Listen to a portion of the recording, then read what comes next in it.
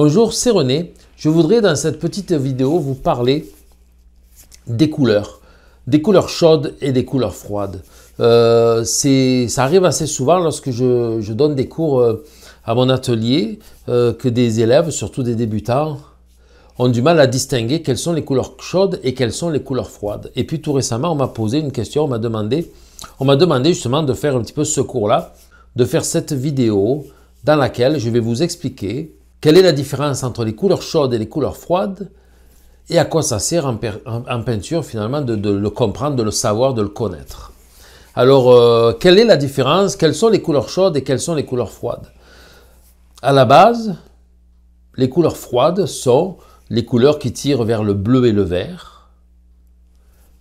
Et les couleurs chaudes sont celles qui tirent vers l'orange. Donc, un jaune, un orange, un rouge orangé, un rouge, un jaune orangé, ce sont des couleurs chaudes.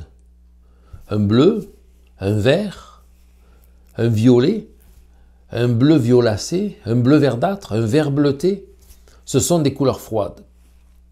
Mais comme je dis, c'est à la base, parce que il y a des couleurs qui sont toujours plus chaudes ou plus froides. Des couleurs seront toujours deux couleurs, vous mettez deux couleurs côte à côte, il y en aura toujours une qui sera plus chaude et une plus froide que l'autre.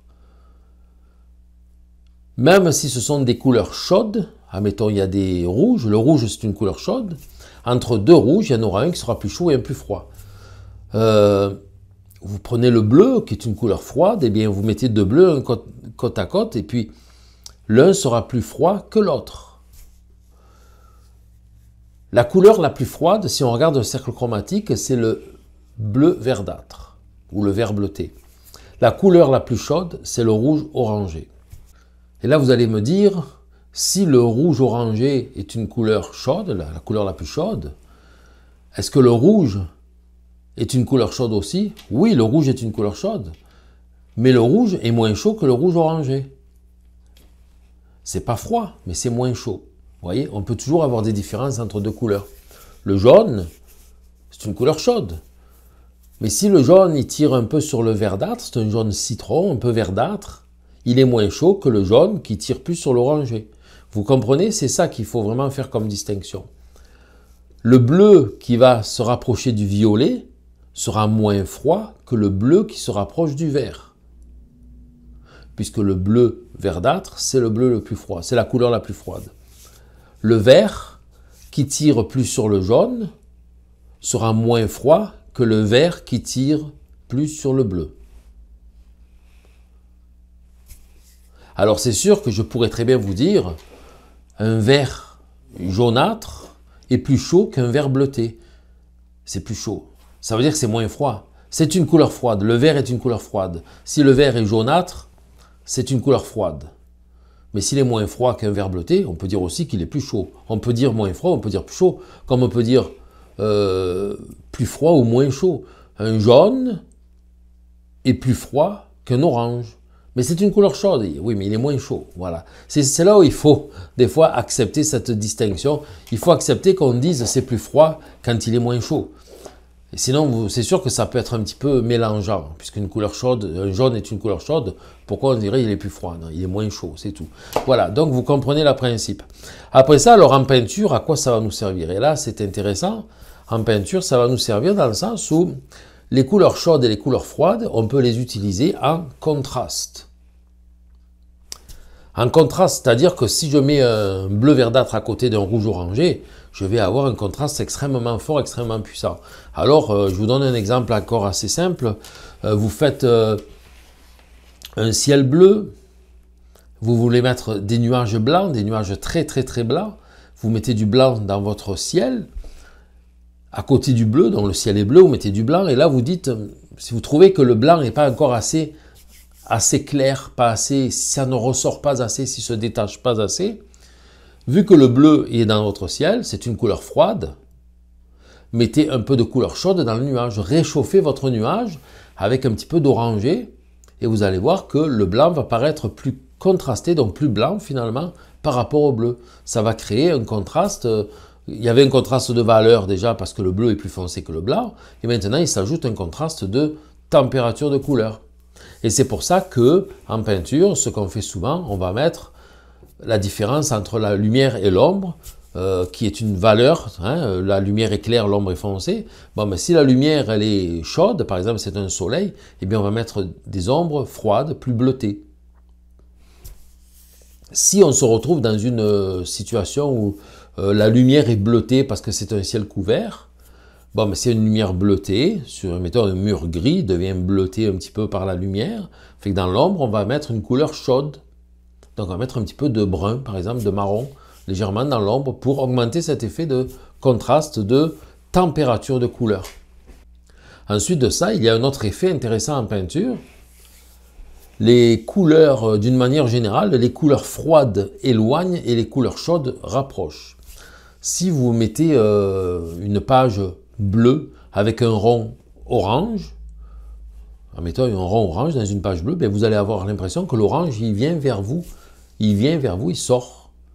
Si vous faites l'inverse, vous mettez une page orangée et un rond bleu, vous allez avoir l'impression que ce rond bleu, c'est un trou, que ça creuse. Il y a un effet comme ça qui est visuel, qui fait que, je ne sais pas pourquoi, c'est physiologique, là, les couleurs froides reculent et les couleurs chaudes rapprochent. Alors, pourquoi ne pas l'utiliser quand on fait de la peinture, surtout par exemple, mettons une nature morte, hein. Une nature morte, on va faire un fond bleuté, vous mettez une orange, l'orange elle va approcher, elle va se rapprocher de nous par rapport au fond. Faites l'inverse, faites un fond orangé et mettez une pomme, un fruit bleu, une pomme verte.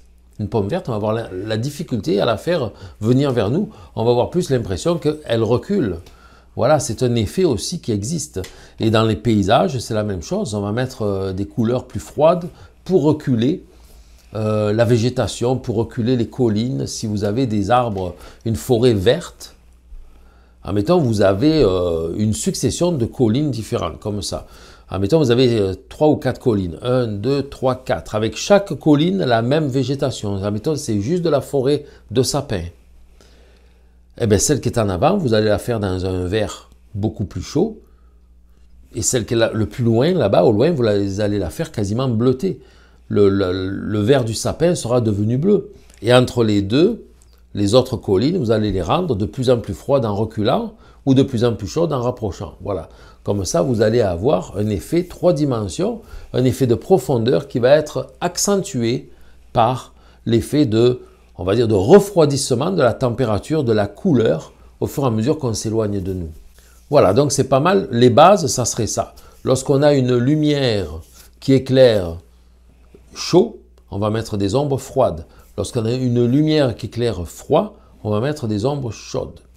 Pour donner un effet de profondeur, donc si ce sont des choses proches de nous, comme une nature morte, on met les choses chaudes en avant et les froides en arrière. Et si c'est un paysage, c'est pareil, on met du chaud en avant et du froid en arrière. Et là, on augmente les effets de 3 dimensions, les effets de profondeur.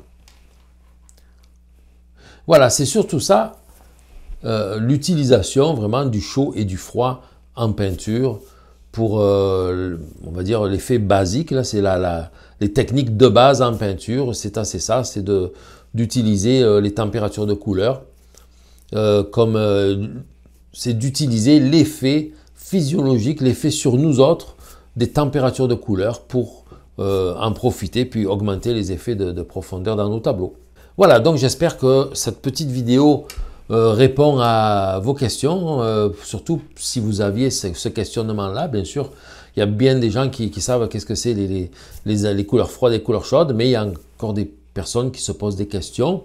Donc, je voulais juste éclaircir pour ces personnes-là, si vous aviez besoin de savoir de quoi il s'agit. J'espère que j'ai été assez clair, que vous avez compris. N'hésitez pas à poser des questions dans l'espace pour les commentaires en dessous de la vidéo. Donc voilà, merci beaucoup et à bientôt dans une autre vidéo. Bye bye.